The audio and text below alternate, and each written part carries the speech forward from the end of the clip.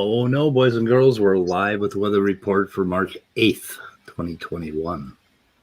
What's happening? I decided to leave my frozen... Okay, my camera freezes every time I mute and answer my phone. Now, isn't that interesting? That is weird. It's only when I answer my phone. Well, and you need to let people know that your phone is attached to your computer. Yes, my phone is attached to my Mac. And with FaceTime. And I kind of figured it out because I noticed that all of those frozen camera things were of me on the phone. And now they will keep this particular image until I answer my phone again while I'm on StreamYard.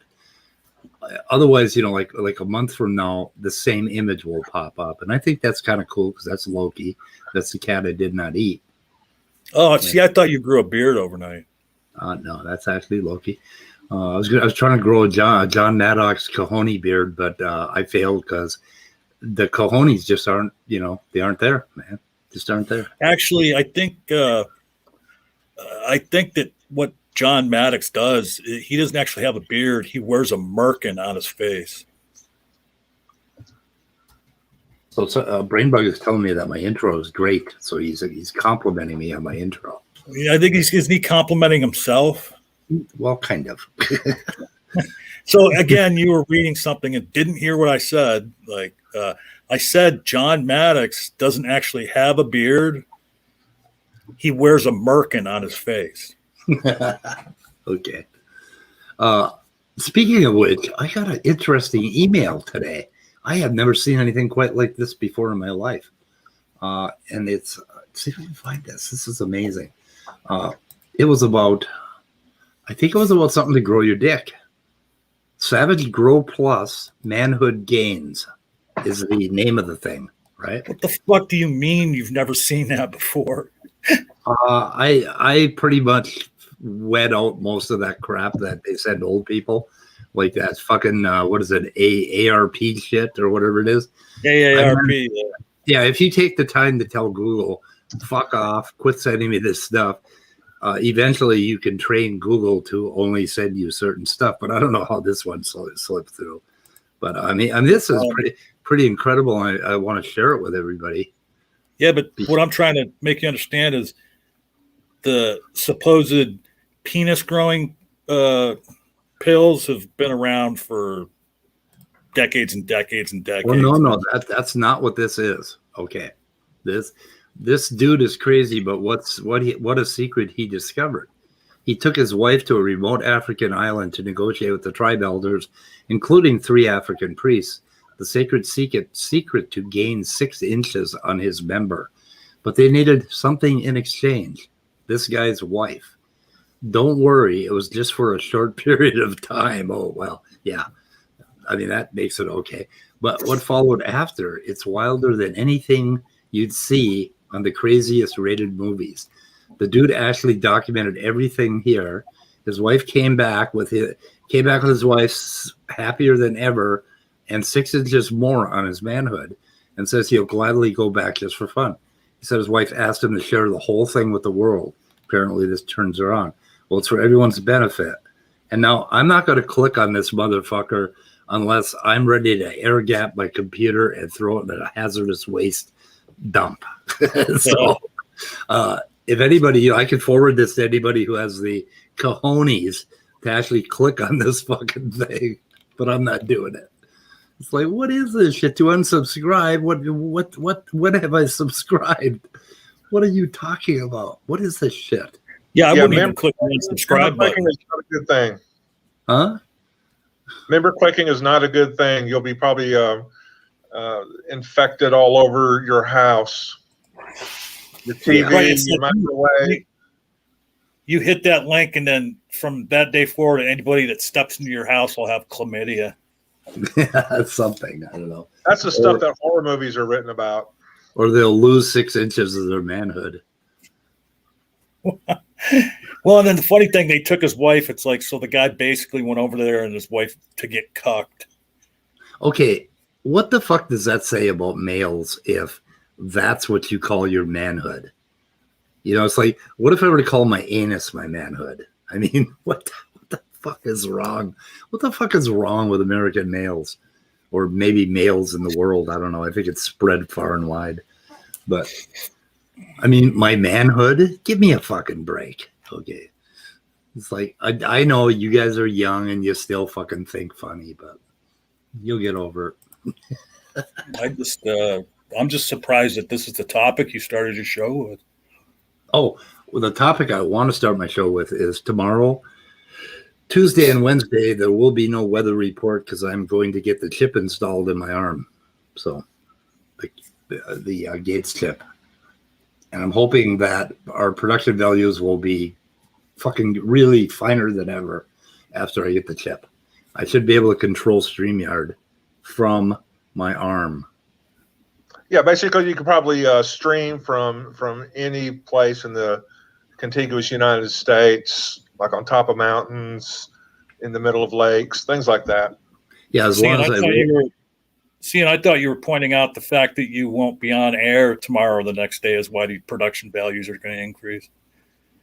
Okay, John's going in the fucking back room. He's in a mood today. Do you remember the South Park episode with what the fuck's that dude's name that used to be on 30 Rock? Alec Baldwin was they had somebody doing Alec Baldwin on South Park, and they were him and Cartman were hooked up to this new social media thing called Shitter instead of Twitter. Yeah. And they just had to think something, and it got uploaded to the fucking internet in real time. Yeah, that's pretty good. I wonder if I can fix my cam mic here. Now, if I go and switch to my Apple FaceTime, can you see my Apple FaceTime? I can see a big white screen. Do you know why? Because Why? I have a piece of surgical tape over the camera because I'm that fucking paranoid. No, that's actually a pretty good idea. Yeah, that is a pretty good. You know, idea. and if I wasn't an exhibitionist, I would do that too when I'm watching porn. But I don't care if somebody's watching me. Oh, okay. I guess you enjoy that sort of thing, but and let's see what else is happening. Yeah, okay. So, and I think I'm going to start taking weekends off from the weather report because yesterday it was clear to me that I had become burned out. Maybe it was just Otangelo burn. I don't know. Well, right, and that's what I was about to say is tell the other thing that you're going to decrease on this channel. Otangelo. We're limiting that to once a week will be the Benny Hinn show. And Otangelo is going to get a wrench when he comes in today. But if he uses the wrench to post one cat's board, he loses his wrench privileges for 1 week, and he gets put on timeout for 3 minutes. So that's the way it works. But if he posts papers, actual scientific papers, or even, stuff the creationist sites, I don't mind. I collect it, but that's all right. But he has to post actual things that we could fucking look at that aren't just him cutting and pasting quotes together. And we have to go out and figure out where the hell he actually got them from. Because he doesn't, on his cat's board, he doesn't attribute properly. He puts them all at the bottom. And then he collects the quotes at the top, and you can't tell what the hell's going on. So, anyway. Jay Paddock says, rub me the wrong way. Oh, sorry. Go ahead. Go. You read it. I'm sorry. What's that? You read it. I overtalked you, John. Oh, well, no. If you saw it too, go ahead. Which one? Talking about Jay Paddock's post? Yeah. Oh, wait a minute. Tape over. No, I didn't see that. Slippery slope. Dude, I actually have a tinfoil hat, but I lost it. I don't know. It's around here somewhere. I don't know where my tinfoil hat is. What am I going to do? Anyway, I was going to share something. Nick Gibbons says Otangelo exposure is more dangerous than radiation. It is. causes mutations. So, in the part that I don't need mutations, the brain part, I think. Let's see here. I found a remarkable thing, and I put it on as my icon for the day. In case anybody wants to download this, this is a wonderful little thing for your children from Creation. I don't know. I think it's from AIG or something. I put a link in the description because I'm looking at it. The Wonders of the Human Hand. It's a tool you'll never forget to bring with you. You can use it. You know, when I was a little kid and parents used to do jokes like that, I was a little kid that was just looking at them like, you fucking twit. Nerves and okay. You can use it to mold clay, play the piano, or throw a baseball. Check out these other handy facts. Ooh, nice, right? That was such a cool play on words. You know, like, wow. Nerves and sensors in your hand help you feel things in the world. They can detect, blah, blah. Lines and ridges, cool. Fingerprints, twins, yes. Your hand is amazing. It can do strong things like carrying a bucket or gentle things like cracking an egg. I don't know if cracking an egg sounds like violence to me. People have created robot hands, but none of them work as well as human hands. Okay, no, some of them work better. Yeah. Well, that would be evidence that intelligence can't create hands. I don't know.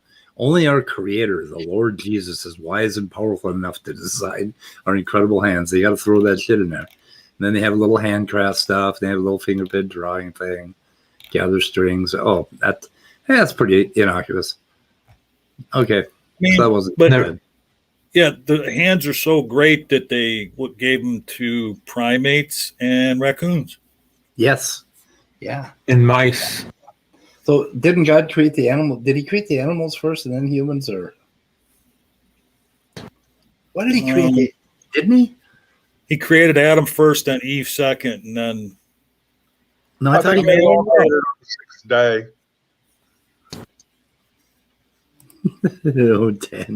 Tangectomy. Yep.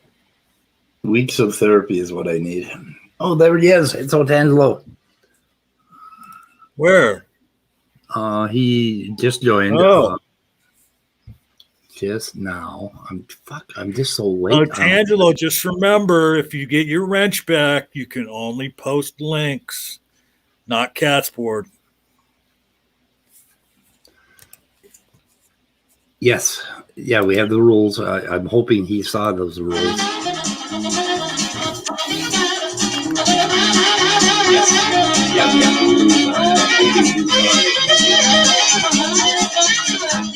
There you go. That's all you get. You know, I have this feeling too, because SFT does this a lot too, until he flips out and then he'll just go batshit crazy on you. But like SFT does the same thing. Like if you try and rip on him or something, he'll be like, "Oh, great. Wow, that was awesome," you know.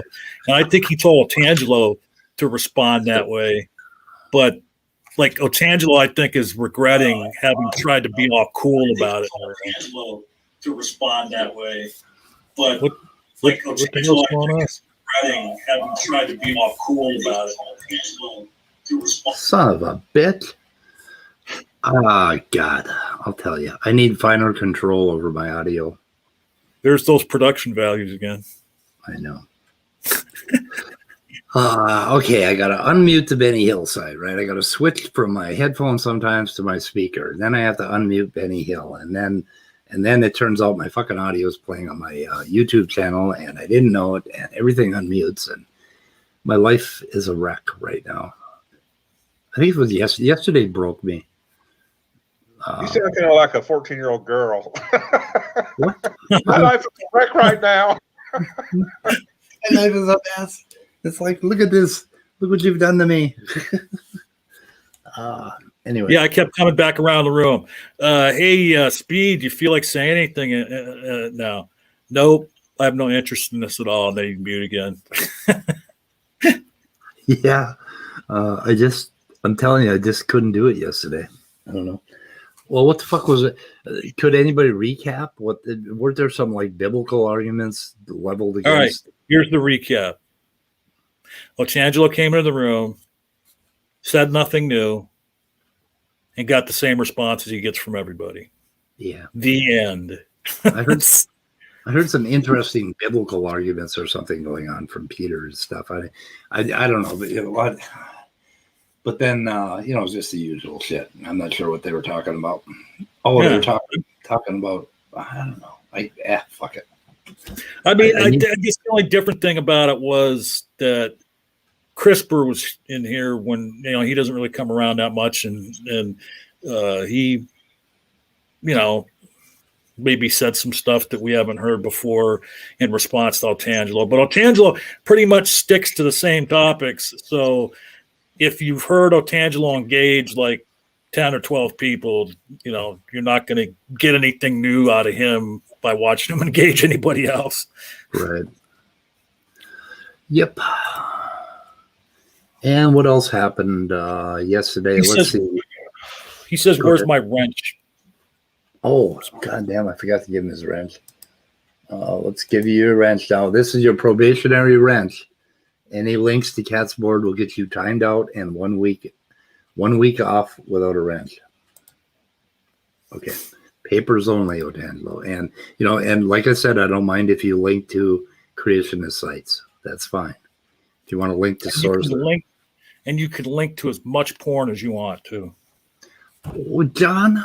No, that's not that. No, that's a violation too. But I'm glad you added that. No porn, Otangelo. Well, I mean, I only said it because it was Otangelo, because the idea that Otangelo would link to porn. Yeah. Anybody who does I don't know. I don't know. Some of them Christians are freaky deaky. What now? If you say, oh, did I say, yeah, I did. So obviously you got the vaccine too, because if I say Peter's name out loud, he can, he gets it.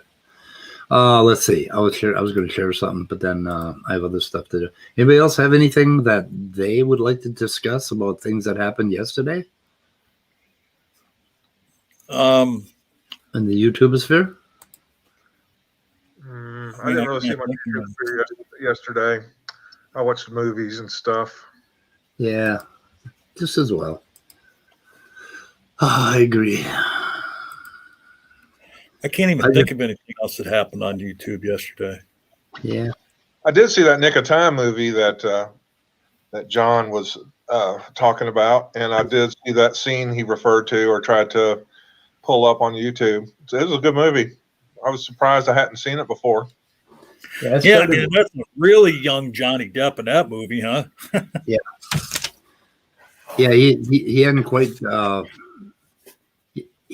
found his niche yet as far as absorbing characters the way he does. It was more pure Johnny Depp, I thought. It was more 21 Jump Street Johnny Depp. Yeah, 21 Jump Street Johnny Depp. Okay. I mean, so what did you think of that scene, Scott? Oh, it was really intense, and almost kind of unsettling when he talked about making gravy out of his daughter. That was just, it's just something you don't want to hear. Well, I mean, I think the exact line is, I mean, I love too, like all the way through it, like he goes, if you got doubts, it's like, I'll make gravy out of your little girl just to season in that Irish cocksucker's meat. Oh my God. Yeah, that's pretty good. Yeah. It was wild clip. So what happened here is we have, and is it going to start up on me? This is Maddox reviewing James Tour's devastating takedown of abiogenesis. And these guys are just absolutely thrilled with this James Tour guy. And that's all he does is snow people with chemical jargon throughout the entire thing. Well, and the thing is, too, is like, wouldn't scientists would be excited, because like you guys were pointing out yesterday, I mean, the working hypotheses of abiogenesis are not definitive. So if he could take down the hypothesis of abiogenesis and offer an alternative, model, that scientists would probably be excited by that. But that's not what he's doing, is he? No. Nope. So Dave Farina, does anybody know he's a teacher? Okay. And they make this big thing that he's not a professor. So, and I don't think he ever claimed to be a professor, but does anybody know what Dave's background is? Or because, and anyway, we'll go to this where he has an entire video about his educational background. So we could do a little research and pull that video up. Yeah. Anyway, I'm going to play this part, and I kind of want to make some points here because it's interesting. This is talking about arguments from authority, and I think they speak with forked tongue. I don't know, like snake. Talking about this, you can't make this stuff up. Like, it just gets better and better by the day. Go ahead, Sal. I just wanted to say I remember your debate with Erika on abiogenesis, and then some of the after shows. I was thinking, we do a replay of if these debates were ever rerun, we have all the material to prosecute the case, and some of the stuff she cited in her debates with you were they're the very similar talking points to Professor Dave that got crushed here, and it's not her expertise, and I respect that. But I just wanted to say, that's I think that settles some of the debates that have where Erika has defended abiogenesis. That's been totally discredited in the series. Well, the thing that I find extraordinarily fascinating about all this, with Dr. Tour, with Dr. Stadler, with Faz Rana, by the way, just to say, whenever Sal says something like that, it's kind of hard to take him seriously because he's already demonstrated such a lack of comprehension, at least of arguments and things. I don't know, maybe not, but it'll be interesting to see. I guess we'll call him Professor Dave. Professor Dave's reaction to the tour claims, but these guys are just kidding themselves if they think they can, just tumble down the entire evolutionary system. And really, all their argument ever boils down to is it's hard, so God had to do it. It's just way too hard. Or golly, golly, golly, isn't this complicated and wonderful? God had to do it. So it's just the same old, same old. I've tried to watch the James Tour things as much as I can, and he keeps over and over again talking about they have to purify this, and then they have to raise this to 27.6 centigrade, and then they have to filter this, and then they have to go and buy from this company who sells the purest reagents in history, and then they mix it together, and therefore life abio is wrong. Do you think he's reading from a lab book and for like one of the chemistry labs that he teaches? Sort of. Isn't it that what they're doing is they're trying, first of all, it's a lot of guesswork as to what chemicals were involved and stuff. I mean, back then, and then aren't they trying as many different combinations of environment and everything as they can to hit on the right, 1 in a trillion formula that probably started life to begin with? Well, they're exploring certain reaction or pathways. That's what they're doing. They're trying to find out what the fuck happens if you mix this and that together, but you don't do it by starting out with. You don't go dip into the local pond and throw that in a flask, shake it around, and say, what's going to happen? I mean, right. And this is the idiocy of what Tour is doing. Well, and then if the lab ever is able to recreate it, then they'll say, well, look at everything they had to do to finally hit on the right thing. That's so complicated. It's like a 1 in a billion, so it had to be God. Like, it couldn't have happened on its own. Yeah. But if they ever put the right combination together under the right conditions and some kind of cellular life comes out of it, well, then that, that's not chance. I mean, yeah, it was chance when it happened for real, but if they ever do that in the lab, it's pretty much going to be definitive, isn't it? I don't know. I wasn't paying attention again, John. I'm sorry. That's okay. That means And then, somebody else. on what Scott was saying, like, and then I don't think. Well, first of all, I don't know what he means by, if we replayed all them debates, we have enough to prosecute the case. Like, what case are you talking about? Like, yeah, he has enough stuff from James Stewart to prosecute. Yeah, like, and then he talks about how Erika got crushed, and like, I don't think he knows what that word means. Okay, now that isn't what I wanted to talk about. So I got about 7 minutes of material to get through here, and I have it at 1.225. And what Otangelo just said right here, you think you know it better than one of the top chemists in the world. Amazing, but I just want to listen to you, have us listen to them chatting, and I want you to write down the arguments this way and that way about top chemists. So just kind of follow this. Yeah, is James Tour really one of the top chemists in the country? James, yeah, he's respected because he's done a lot of work with these nanomachines, but a top chemist in what field? What particular field are you talking about? Because he's going just listen to what they say about Shostak. Is that how you pronounce it? Shostak? Anyway, listen. Papers or articles. I mean, all these different things. the loudest Evo atheists, as I like to call them, running around claiming that we're the ones that are ignorant.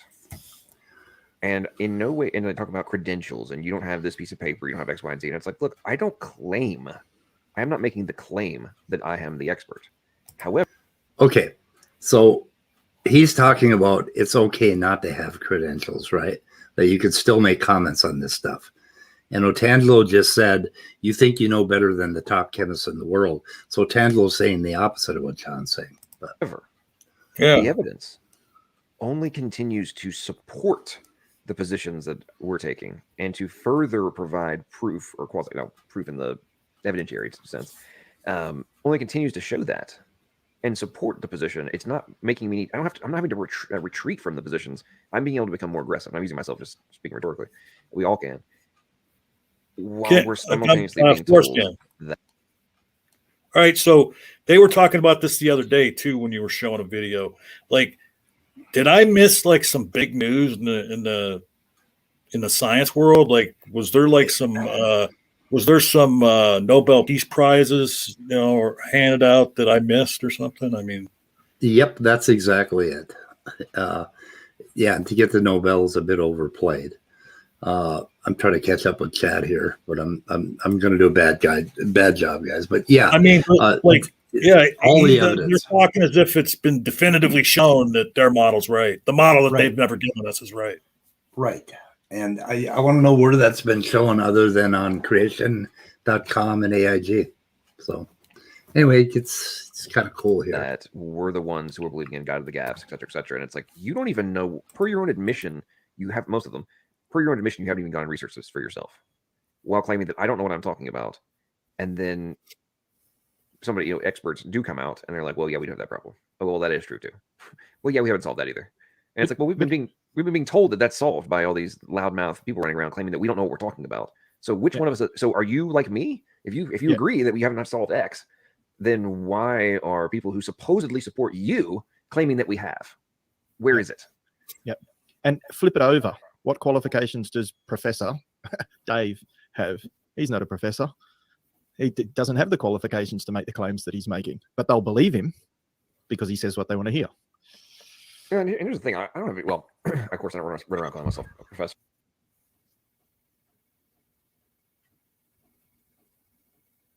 You're muted, Speed. God damn. So they attack Professor Dave because he doesn't have the qualifications that James Stewart does. And James Stewart does have these qualifications. And I'm just trying to figure out which way they're going to go on this. Sir, but at the same time, it's like, I don't necessarily think you have to. Well, wait a minute. have the quote. Foreskin. Was that a foreskin? Well, I was going to say something after you got done talking, but you stopped so abruptly that Otangelo, I think in response to what you were just talking about a couple of minutes ago, he puts in the chat, I know what the experts say. They are negative in regards of abiogenesis. However, if I may interject, I Yeah, question Angelo's reading comprehension and his ability to interpret what's being said. Because every time I followed a link that he has provided, it's either taken me nowhere, like to some blog that some guy who claims to be a physicist or something says, or to a paper that just doesn't support what he says. I'm sure he gets it right from time to time, but so far I'm kind of discouraged with Otangelo's helpfulness in helping us to see his point. If you're going to try to help us see your point, then the papers need to support what you say they say. Well, and the other thing is I can imagine a scenario where Otangelo read a paper and the paragraph started out with abiogenesis. What a crazy idea that life could, come out of non-life. I can see why people have a hard time accepting it. However, it's the most viable, hypothesis for the origin of life that we currently have. There are 9 different working models. So Otangelo took the first part of the paragraph and just totally ignored the second part of the paragraph. That's probably what happened. Yep. Molecular alchemy. ID and Yek exists on social media and your crazy uncle's VHS collection. That's pretty funny. Anyway, that's where they're published. Your crazy uncle's VHS collection. Okay, moving on. "Quote unquote" credentials to be able to make a point and to make a correct assertion. But at the same time, have something to back up your claim. And well, it's the argument from authority fallacy. Oh, no, you don't have this qualification, so therefore I can't listen to you. Yeah. No, the information either stands or falls on its own. If you can present the information and it's true, it doesn't matter what qualifications you have. That's an ad hominem attack.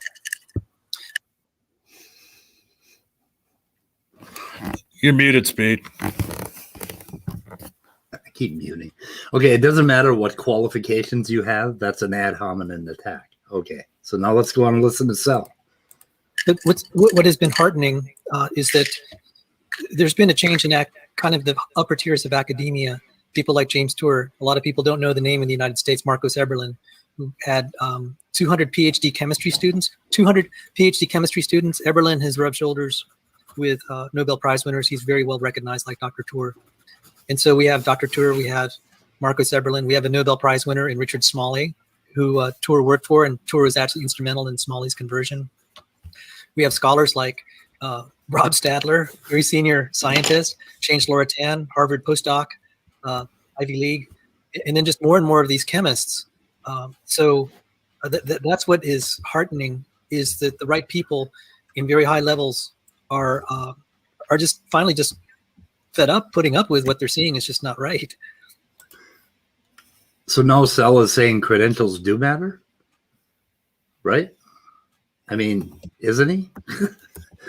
I mean, he listed rubbing shoulders with Nobel, and the people that he mentioned are basically religious people who have started to shoot their mouth off in public, which is one of the things that James Tour was pissed off about originally, is abiogenesis researchers who basically said the wrong things in public, and a reporter heard them and created a clickbait headline over it. And that's James Tour's whole critique of abiogenesis, that it sounds too positive by the time it gets down to the masses, right? But then now here he is talking about all of these talking heads that they have that are kind of doing the same fucking thing. And their quotes are ending up down in the likes of AIG and creation.com. So I'm just trying to decide which way they want to go on this whole authority thing. I don't know. It sounds like they're not all getting the newsletter, is what it sounds like to me. It kind of sounds like whatever's convenient for them. If they have somebody like John Mad Socks who is not an authority, then it's okay. But then if we have an authority like Jack Shostak it's not okay to be an authority. I don't know. It seems very confused to me, and I think, well, there's an answer, but it's not a matter of promoting ID. It's just that they're seeing garbage science getting through peer review, and an example of that was Jack Shostak's paper. Oh my goodness, that was so bad. He didn't even get his chemical diagrams right, and it passed peer review. That's an indictment of the process. It's like, oh, if you have a anti-ID paper, I mean, it may not be overtly anti-ID, we'll give you a free pass. okay. So does anybody have a link to that paper that he's talking about and the problems with that paper? Did he mention what it was? No, they Okay. never do. Okay, Jazz. Number two, notice his conspiratorial thinking again. It just has to be like not really overtly against ID, but just kind of like what did he call it? Secretly against ID or whatever. Once again, nobody's thinking about ID. I mean, I'm sorry, Sal. Nobody's thinking about you when they write a paper about abiogenesis or some small field of microbiology. People aren't thinking about such a fringe and minority view. The only problem only reason why we're thinking about it is because you have too heavy an influence on all these Southern school boards who want to get it taught in a real science class. So, yeah, they're not thinking about you. So Sal Cordova is laughing at Jack Shostak, who's I don't know how many papers he's published, but I've seen a hell of a lot of them. And let's see, he is a biologist of Polish-British descent. He is a Nobel Prize laureate. Let's see, I believe the distinguished investigator at Massachusetts General Hospital. He's got a BS in biology, I think it is. And then let's see, what else was it? Early education and early life. He did something after that. I can't remember. Hang on a second.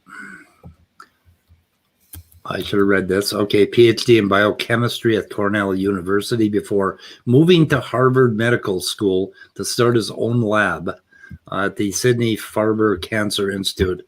I mean, this guy is just such a putz, right? And he is credited with the construction of the world's first yeast artificial chromosome. And he's contributed to the Human Genome Project, and the list goes on and on. So, I mean, Sal, who is he's got a bachelor's degree in physics, a fake degree in biochemistry, and he works for as a consultant for some mad creationist institute guy. That's his credentials. So, I mean, if we're going to compare credentials, but we're still going both ways, right? Do we have credentials or don't we? Do we have an opinion or don't we? So, how are we going to decide this problem? I don't know. But let's see what else they had to say. We're almost done. So it's also the genetic fallacy that they're committing by saying, "Oh, you don't have a degree." There you but go. there's someone else made a comment here, so that comes from the chat. There's someone else made a comment here in the chat. Oh, that's right. He looks like the Godfather. Dr. Tour looks like the Godfather sitting in that chair. That photo that you mentioned earlier. Yeah, we just devolve after that, and then basically. John thinks this is really funny. He found this video of Professor Dave, and then they show. Oh man, you can't make this up. Oh, it's too good. He looks like a wannabe mafia. Okay, look at this asshole. He looks like Jack Webb. Yeah. It looks like he just drank a fucking 8-ounce glass of real lemon. Anyway, that was about all I had there. And then so who was later on, who was the Aussie or New Zealander that was in there speaking?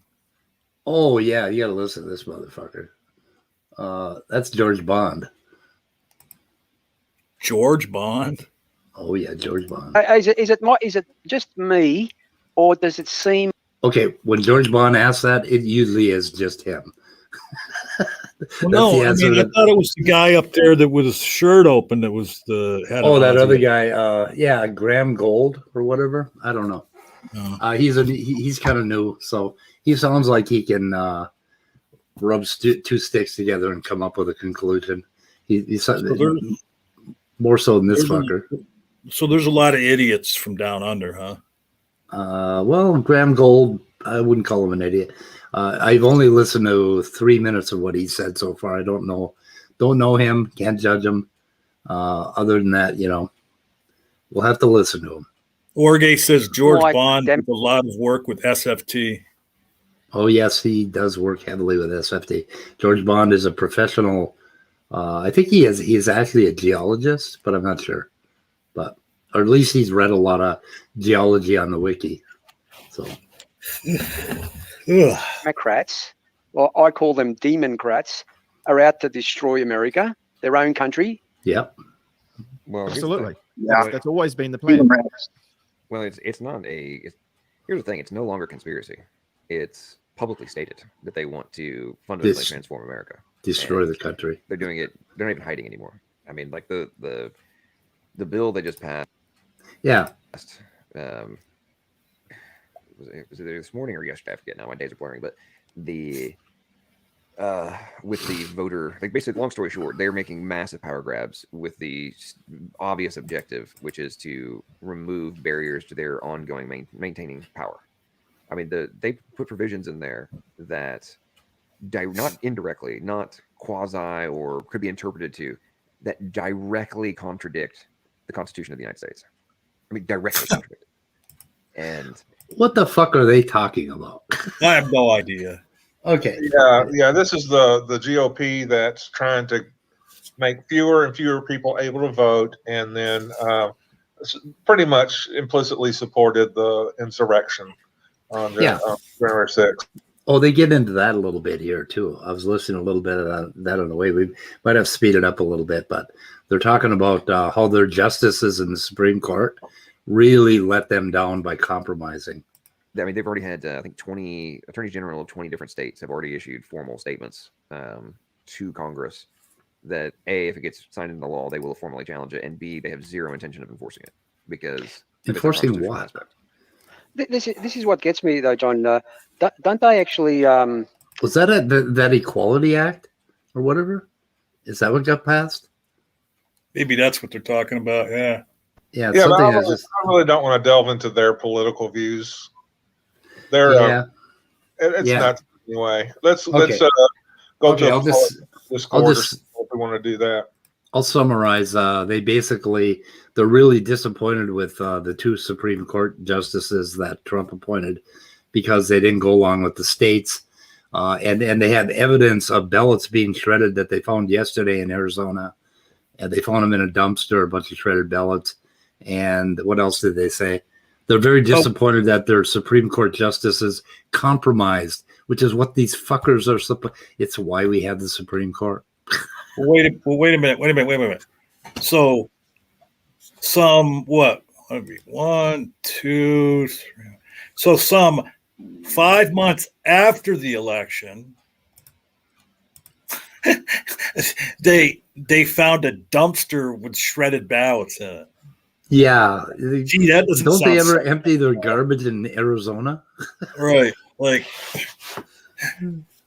I don't know. I don't know what the fuck. We'd have to source check all that shit. I mean, what the fuck? But anyway, they go on about politics. I don't know if there's anything else in that video that's worthy of looking at. He went over, Maddox went over James Tour's stuff, and I guess they all commented on it.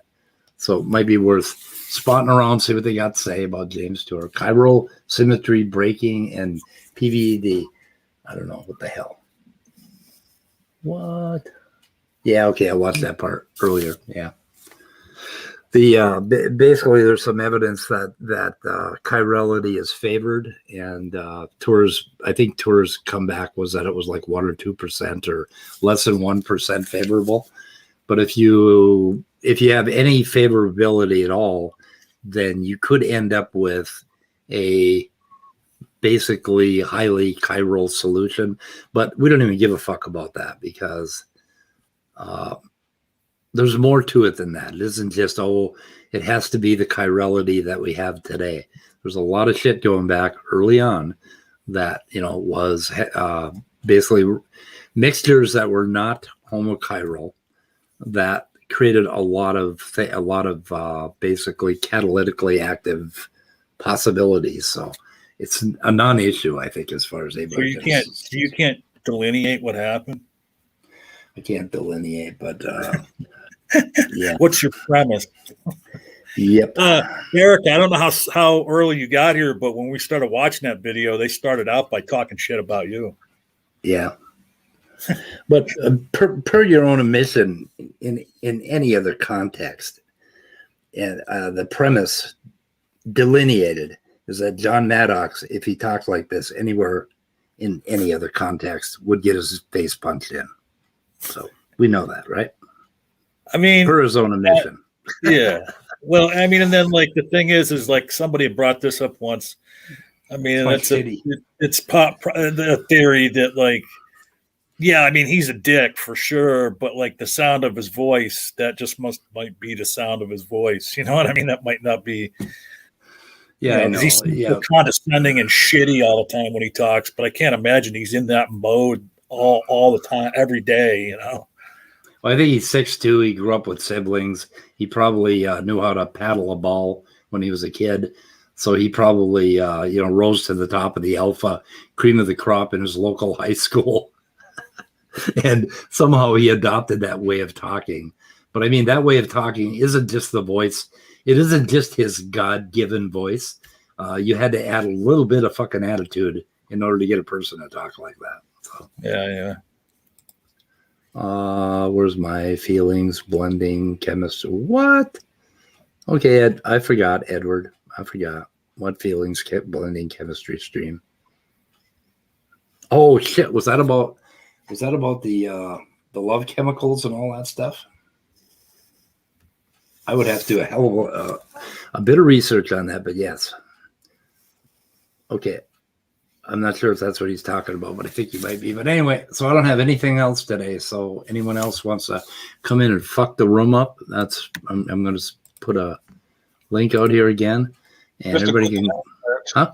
Just a quick announcement at 4 p.m. Central Time today. Gutsick Gibbon is doing another premiere talking about the Miocene and more with. She has a guest. I can't remember.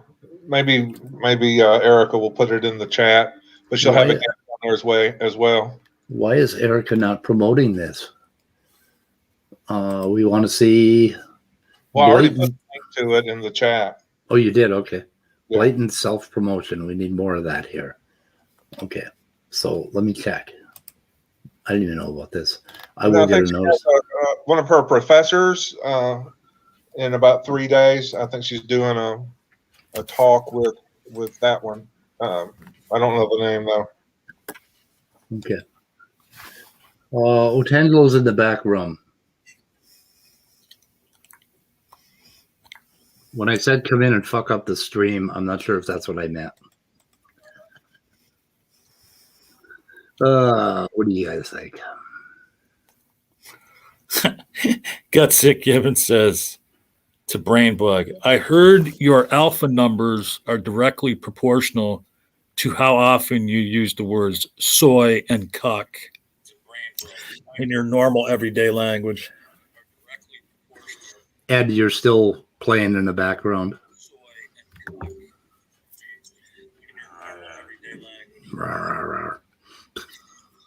That's better. No, still there. I still hear somebody playing in the background. Can you guys hear Edward? that? Yeah. That's Edward. Hi, Edward. It is Edward. I have to hello. Is that better? So, yeah. Huh? Yeah, it's better. Yeah, you went away. So tell me what chemistry blend stream was I promising to do that I totally fucking forgot about? Yeah, it was the thing that when we love someone. Yes, I had that right.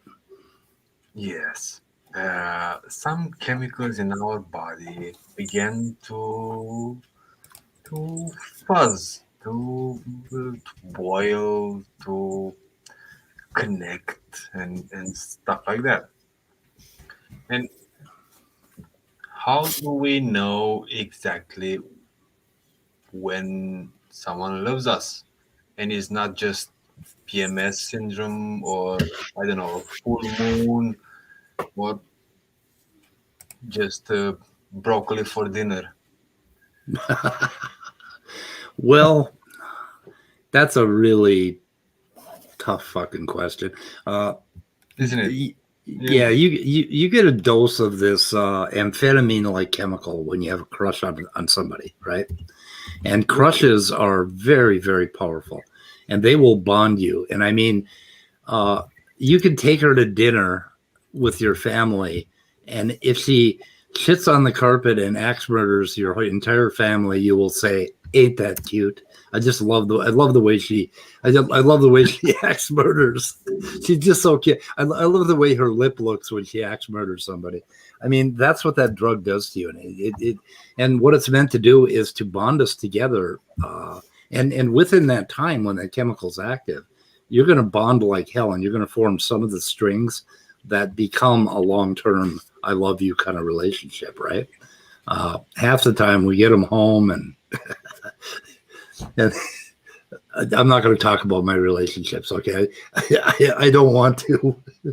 I don't want to put any of you youngins off about mating, but fuck, don't do it. Yeah. Anyway, okay, so yeah, so there are some very powerful drugs, and how do you tell? I guess I don't know if she's human or he's human.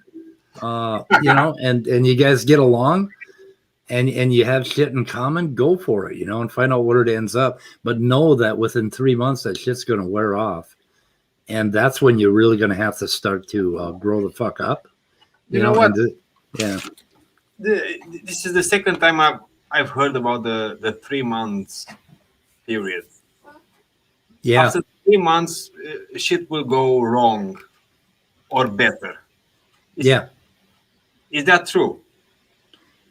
Yeah, because the chemicals are going to wear off, and then you're going to be evaluating each other based on some other stuff, right? Yeah, and there's compatibility issues too. I mean, after 3 months, you start noticing their faults, but how do you and the person, do you have the communication skills and the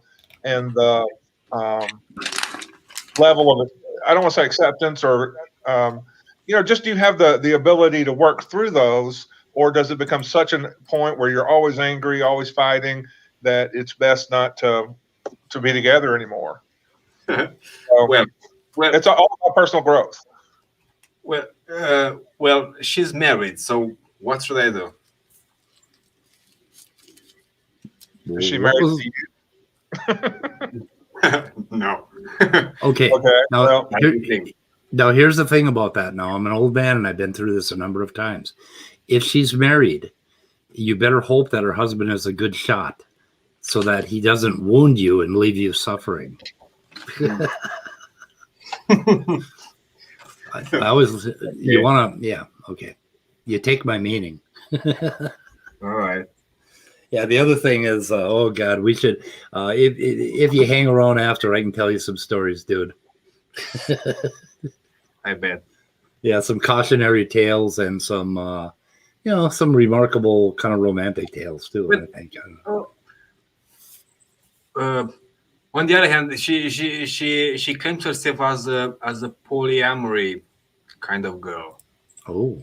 And I have no idea how to handle this. Yeah, well, that sounds like an emotional nightmare right there. Okay. Exactly. Yeah. I shared the wrong goddamn screen. Sorry. Okay. So there's been a lot of stuff done. But yeah, I just wanted to add the disclaimer that this is not a dating and relationship. You do not have qualifications or credentials. All of our advice would be opinion. And in fact, if we give advice, you probably should just hunt us down and shoot us. Yeah, that's a fact. But this is a science channel, and yeah. I'm putting up the fucking science right now. So if you don't like it, I don't know. Okay, so anyway, there's something called phenylethylamine, I think it is, that was considered the crush chemical. Let's see, norepinephrine, dopamine. This sucker. Okay, it's they think this has a massive effect on you, and it will make you do crazy shit like chase a married woman without like, or chase cars. Maybe this is what happens to dogs when they go chasing a 60-mile-an-hour car and they get crushed, right? I mean, it makes you stupid. And so that's the main thing you got to understand, that if you are suffering from a crush right now, dude, check yourself into a 3-month treatment center. Get some fucking help. But as Scott said, this is not a dating advice platform. Yeah. So Yeah, I get it. but yeah. They'll give you some IVs, they'll keep you hydrated, they'll wait till this shit gets out of your system. But no, it is the most wonderful feeling that a human being can ever have, is to have that crush chemical coursing through your veins. You just gotta be careful. I mean, it's a hell of a drug. And PEA, phenylethylamine, ethylamine, is very similar to methadone. The shit that gets you high when you smoke glass and shit like that. But you just gotta be aware of that. But then there's a number of other chemicals that they've identified. Dopamine is definitely seeking, and norepinephrine. You gotta get a heavy dose of that. But I mean, it can be the greatest time of your life. Those months spent in crush, and then hopefully after that, some more in love will happen. But I don't know. So I can link this particular site because I'll put it in my description, okay, and in the chat. Anyway, Very helpful. what's that? That's been very helpful. Yeah. Well, good luck. Wow. Are you insured? Not really, no. Well, I'd consider that. I might even divorced, actually. At least some health insurance. Mm. I'm just saying.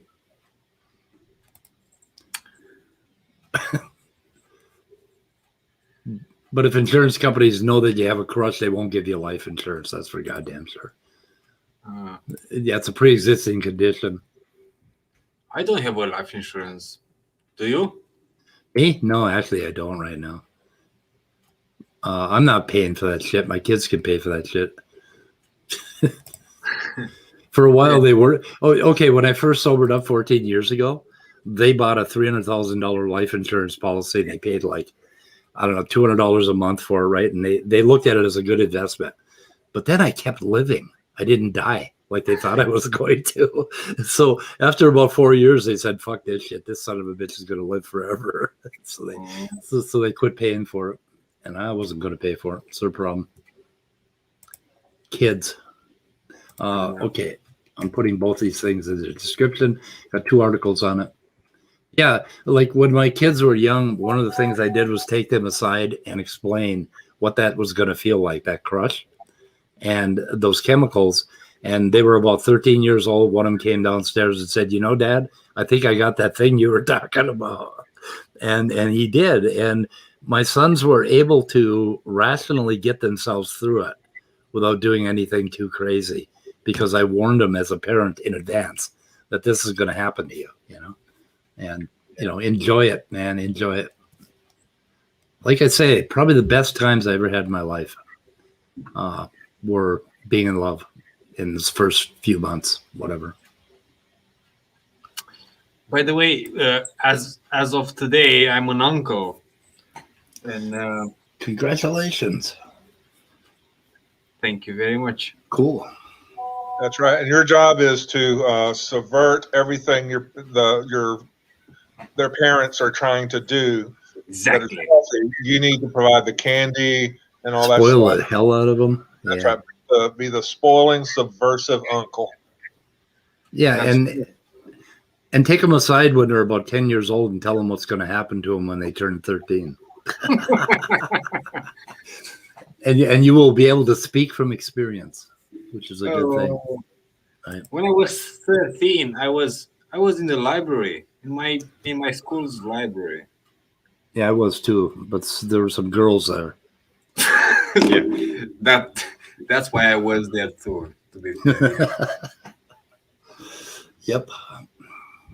Yeah. Yeah, they used to put us in the library as punishment when I was a kid. they would, like, my FIAD teacher threw me and my friend out and put us in a library for 3 weeks as punishment because weren't doing tricks with balls like he wanted us to. He wanted us to play tricks with balls, and we didn't roll that way.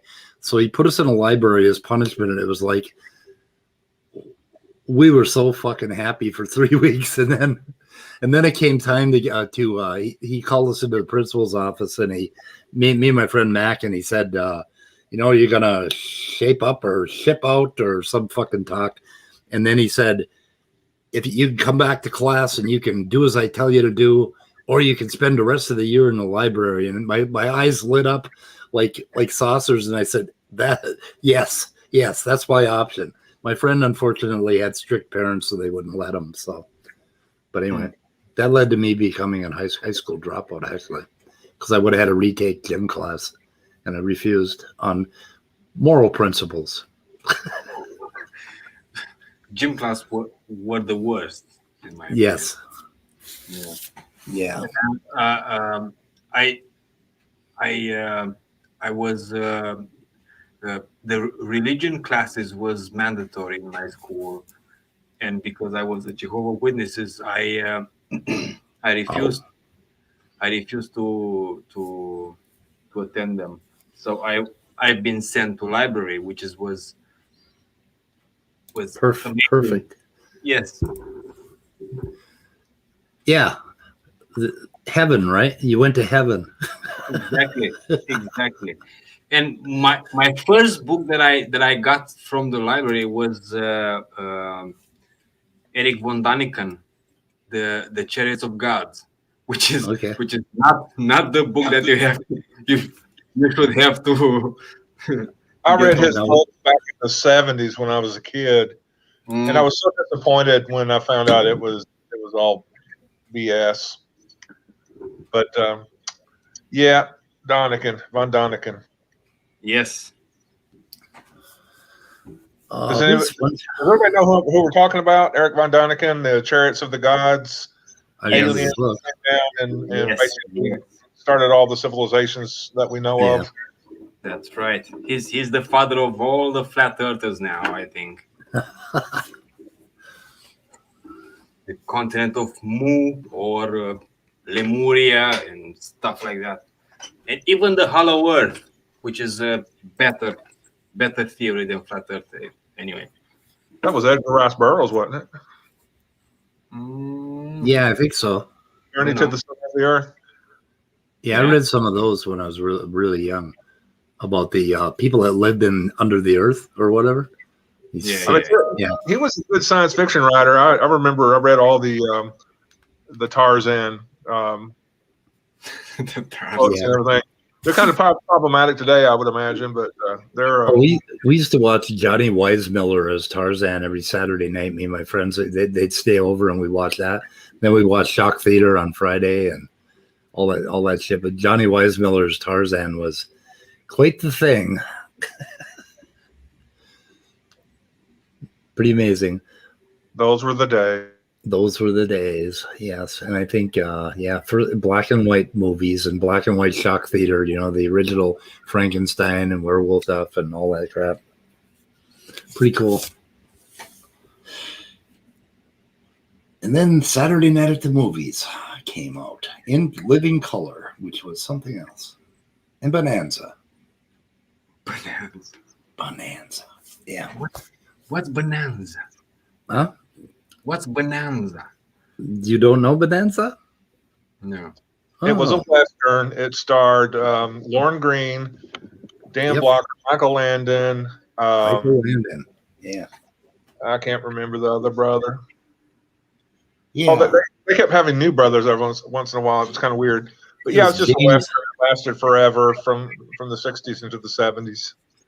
Oh, and then Hop Sing, they had some racist shit going on with, their Chinese cook or whatever. Wasn't it Hop Sing or something? I don't know.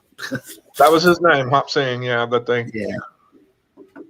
I always thought that Bonanza means something like plentiful, a lot, a ship full of shits. Yeah, Yeah, it's like a discovery of something valuable, of large amounts of something valuable, I would guess. Yeah, that's what they meant. Uh-huh. Anyway, that was like one of the first color TV programs in the United States. Disney's Wonderful World of Color, Saturday night at the movies, and Bonanza were the only thing. I basically browbeat my dad and embarrassed him into buying us a color television, and that was that was the only thing in color. It was like so sad when the black and white shows came on, like Twilight Zone. It was horrible, but I wonder if. I think I didn't have a color TV till 1994. I think is that too late? That's pretty late. They came. They got popular probably in 1960. They were invented, I think, like 1945, and came out like they had a few studio color TVs that had 10-inch screens in 1950s, and then it got kind of popular because there was no color content. But I wonder if is this going to work? Color content? You mean cameras that can capture color? No, I mean like color shows that they broadcast. You know, Technology. yeah, they had to learn how to broadcast color, and they came up with a different kind of signal and all kinds of stuff. But I don't know. But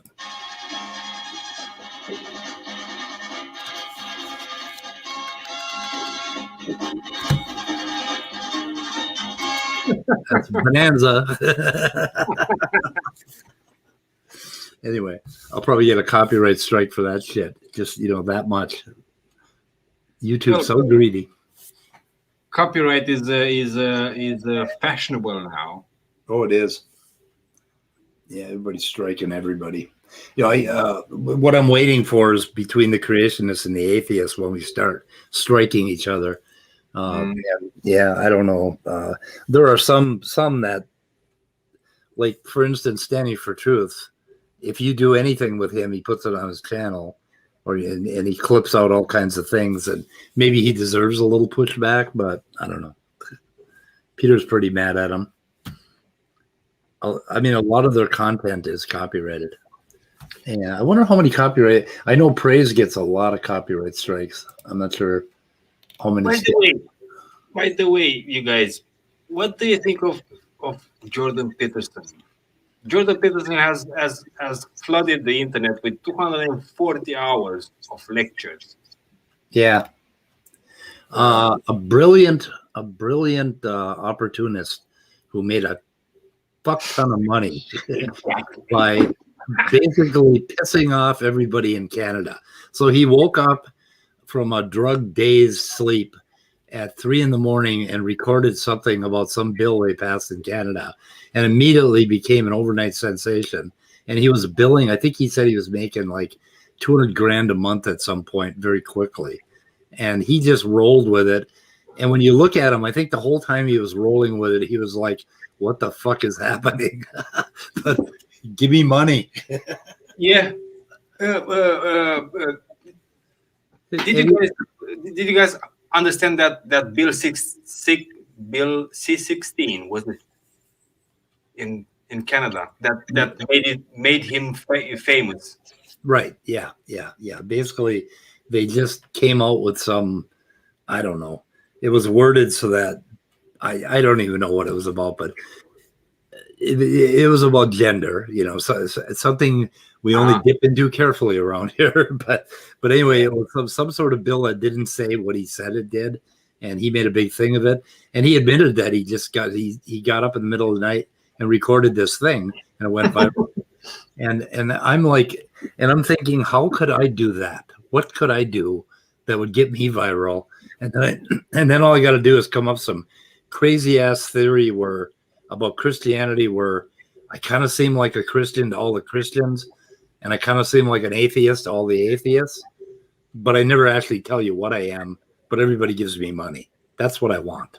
And that's what I want in my life.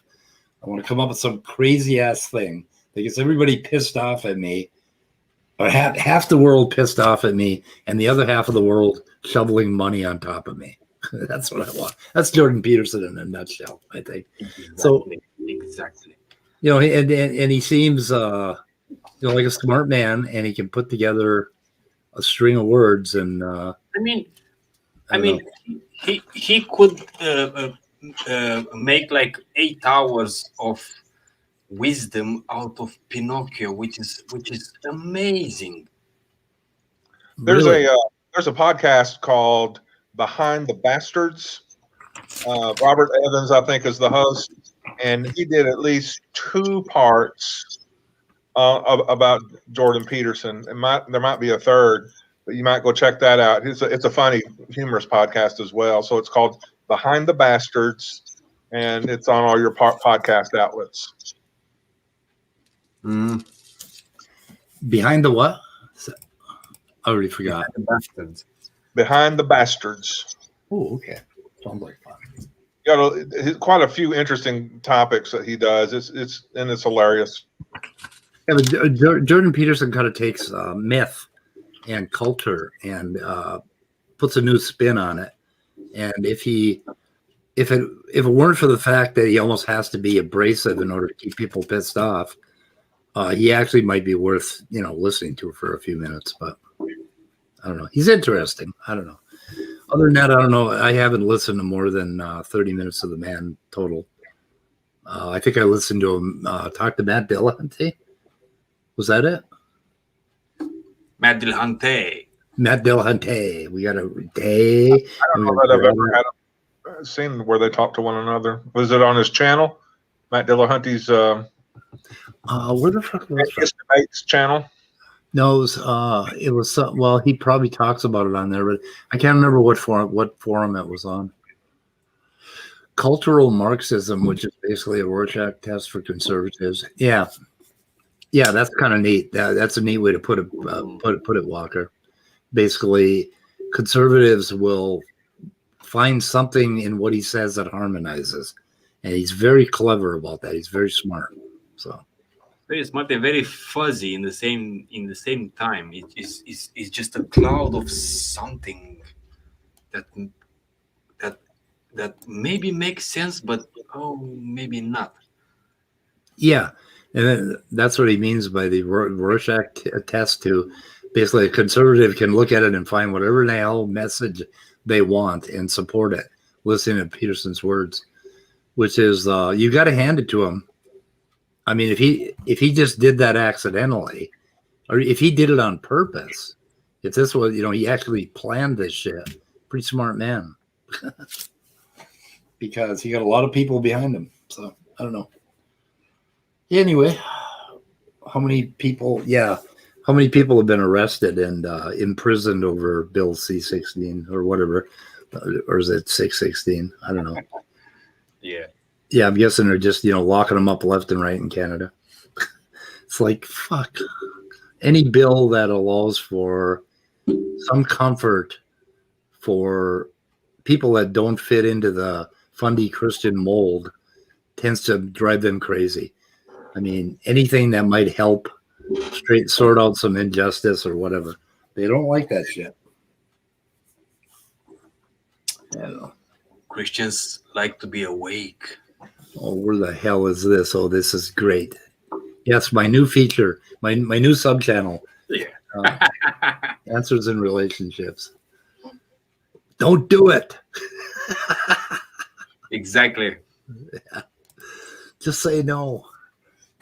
It's too late now. It's too late. Yeah, you're already fucked. I know how that works. Once you start sliding down that slope, there ain't no going back.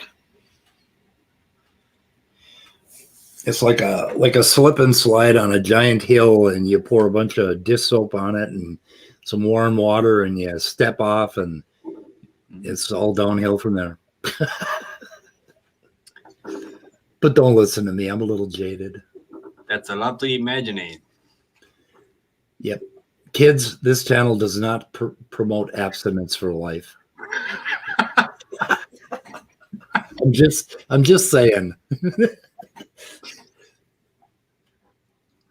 Did our official position paper on this channel say basically work out your own damn shit about relationships? Yeah. Isn't that our stance? So what? Yeah. Maybe not. That's our official position. Like, don't listen. Particularly, do not listen to Speed. Never listen to a fucking thing I say on this channel. That is my official position. I didn't mean it. It just blows out of my mouth. You know, it's kind of a problem. I have to ask somebody a question. We lost a panel member. What happened?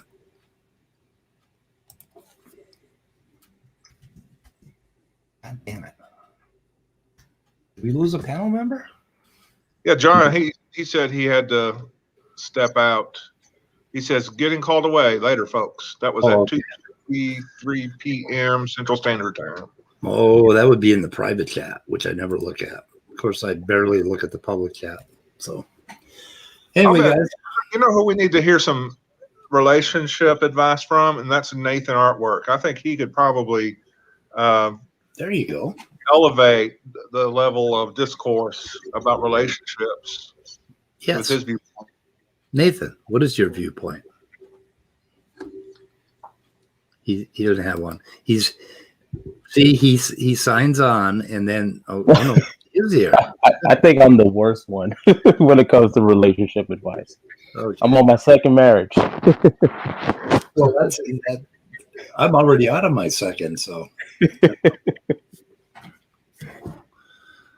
Well, you got to practice. You got to fucking practice at being married. Like 2, 3, 4. You know, that's good. That's a good thing. It means you're, I know, you're right? serious. Well, it means you're serious about it, about your craft. I learned is how much shit you can take. That's how you keep a relationship. Yep. Yeah, you gotta remember to look at the other person. I think I actually learned that in my first relationship and then forgot it in my second marriage. I forgot everything I learned from my first marriage. But my first marriage, I had quite a few lessons that sometimes you just have to look at her and say, you know what? I don't know what you're thinking, and I really don't know what you want, and I need to ask you. Exactly. The biggest regret I have with my 2 wives is that I was like, oh, I'm going to go out and conquer the world, make money, and do all this shit. I never asked them what the fuck they wanted.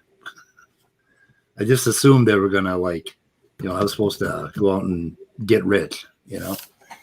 Made a mistake. I did not ask them what they wanted. If I'd asked them what they wanted, I think, and I had gone along with it, I think I would have ended up married to the first one forever, you know. Honestly, I think you wouldn't have gotten an answer. You'd been like, I don't know. And you'd have just done what you had to do. Yeah. Yep. I had I don't know. I've been doing some thinking in the last year because of everybody from my first marriage basically died in the last 3 years. So, I mean, everybody that was important. And then a bunch of other friends in the last 10 years. So there's this entire chapter in my life that I'm the only survivor, you know, of. And it's really kind of weird. And I was getting a bit sentimental earlier today, looking back at all that, looking at some pictures and realizing what a fucking unbelievable story it was. My life from like 16 to 24. You know, through the hippie era and the whole psychedelic era and all that stuff. And you know, some crazy shit. I miss it. And I miss those people, but I don't know. Hey, you see my avatars? Oh, yes. Oh, you got a girlfriend. Finally got a girlfriend. That quick. It's just me, basically. It's just another add-on that the face rig has. You can actually have another person next to you in real life with the camera, and it would sync to that one. Hey guys, I got to step away for. Individual. I got to step away for 2 minutes. Do fill the airspace. That's so much pressure to put on a person. I don't know why he does it. Do something. So I don't know. I know, right? Anybody got any links that they want to share or any videos they want to talk about? What happened with Danny, by the way? He's still around. He popped up once or twice in the chat today, and he might either have gone on to class to teach or whatever. or he may just be in somebody else's chat. Oh, okay. He's around. Yeah, last night he was on Tom's Unboxes Discord server, and he mentioned the YouTube site. Well, Brenda was there as well too, and she was like, "Yeah, a lot of people on YouTube getting tired of you." And he was like, "Yes, I know." I thought it was interesting. I'm back. Good, because I was totally running out of ideas. Well, I ran out of ideas about 30 minutes ago. Oh my gosh, I thought you went back to get some ideas. Don't you have like a shelf? No, I ordered some ideas from Amazon, but that was my son's food. It was not my ideas. I think they'll deliver those at 8 or 9 tonight. So, speaking of Amazon, there's a microscope that hooks up to your phone. It's like a little pencil thing, and you just walk around with it and look at shit, and it is fantastic. And I'm going to buy one today, but I'll have to tell you more about that later. But describe what it does again.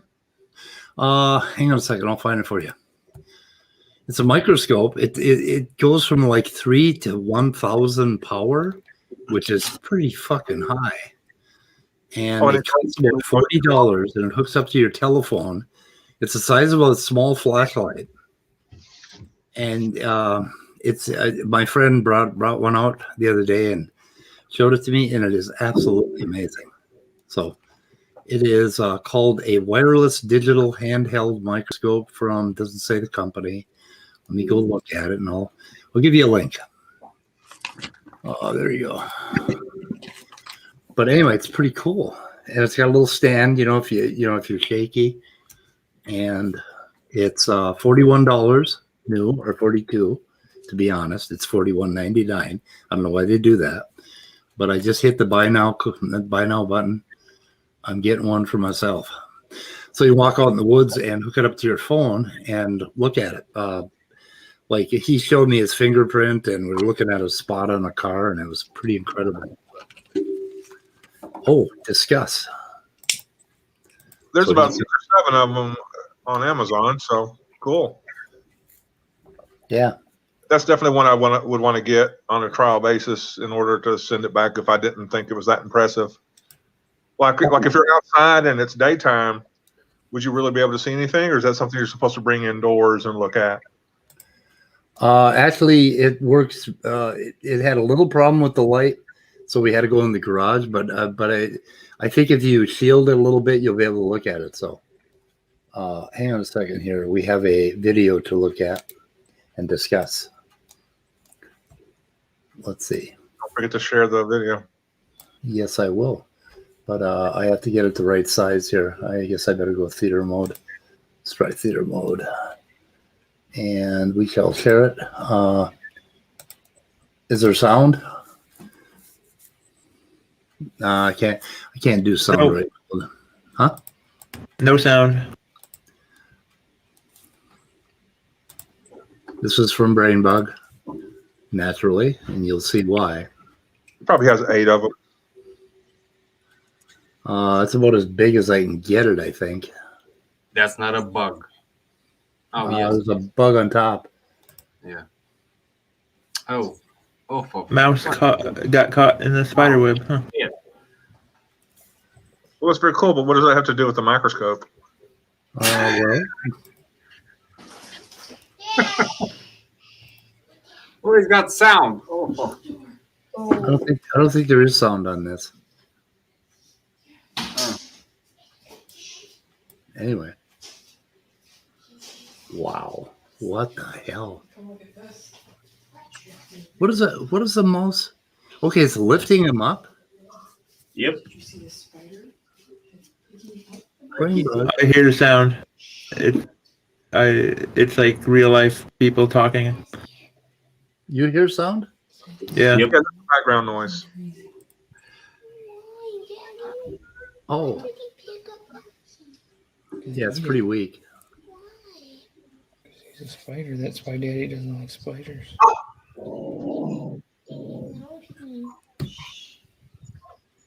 What the hell is it? Paralyzed or is it brain bug? Come in here and tell us It about looks like this it's been bound by the web. Like Yeah. towards the middle, it almost looks like it's tied up. Could be late in the video, or I mean, this part where he's already got paralyzed and webbed up a little bit. Holy shit. We're going to get a copyright strike if I don't pause it and comment. Stephanie and the mouse is dead already. Oh. Wow. That was pretty cool. Thank you, Brain Bug, for that Was that wonderful, warm, fuzzy. I do appreciate that brain bug, but Brown I bug. was expecting a microscope. For the first few minutes, I was disappointed, but then I realized that wasn't supposed to be a microscope. If that mouse was under microscope, it must be like a cow in reality. It was a brown widow, not a black widow. Brown widow? Brown widow? Okay. So, Brian's a really nice guy, but I think he's got a little bit of an evil streak in him. But he knows his bug naming conventions and stuff. Look at that. He just popped that in there Just immediately. And sorry, no microscope. Anyway. Sorry. Sorry. We're sorry today. He popped into the side chat for a little while, but didn't say much. Oh, I was reaching out to him to do a little. I wanted him to come and explain this argument that one of the arguments against naturalism, called the rule paradox, I believe it was. And I just wanted to have a nice one-on-one with him and try to get him to, instead of just saying, "Oh, the famous rule paradox," actually explain it to the audience about, what does this shit mean and how does it work, that sort of thing. That's what I kind of want to do with him. So, anyway, guys, ready to wrap up? Oh no! Oh yeah. Well, if we're wrapping up, then I just want to remind everybody, don't forget to go over to Gutsit Gibbons' channel at 4 p.m. Central Standard Time, and it's going to be on the Miocene with Science Girl or something like that. Yep. And I think I posted it in. Did I post it in? No, I haven't yet. Oh my God, I'm a bad person. I will try to post that in my description. And we already posted it in chat, right? We'll do it again. Go over there at 4 o'clock. And, because Erica, she doesn't have many subs and she doesn't have many views. And she needs old speed to help her out. Give her a little bit, It's only got like up. She's only got like 6,000 subs. Anyway, okay. Yeah, it's really hurting. Okay, guys. So back Thursday.